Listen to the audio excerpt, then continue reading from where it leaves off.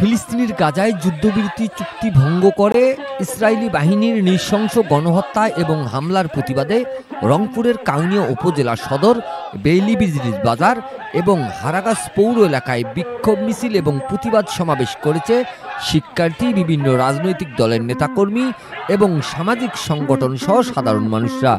সোমবার বিকেলে উপজেলার শহীদবাগ পল্লী উন্নয়ন সংঘ বেইলি-ব্রিজ ক্লাব এর আয়োজনে শিশুরা সহ নানা পেশা শ্রেণীর মানুষের অংশগ্রহণে বিক্ষোভ মিছিল বের হয়। বিক্ষোভ মিছিল শেষে বেইলি-ব্রিজ বাজার এলাকায় রংপুর কুড়িগ্রাম মহাসড়কের পাশে প্রতিবাদ সমাবেশ করে ধর্মপ্রাণ মুসলমানরা। প্রতিবাদ সমাবেশে উপস্থিত ছিলেন বেইলি-ব্রিজ বাজার জামে মসজিদের পেশিমাম জহিরুদ্দিন, স্থানীয় সুজন আহমেদ, ফজলে রাব্বি, ফেরদৌস আহমেদ, ক্লাবের সদস্য হাফিজুর রহমান সহ আরও অনেকে।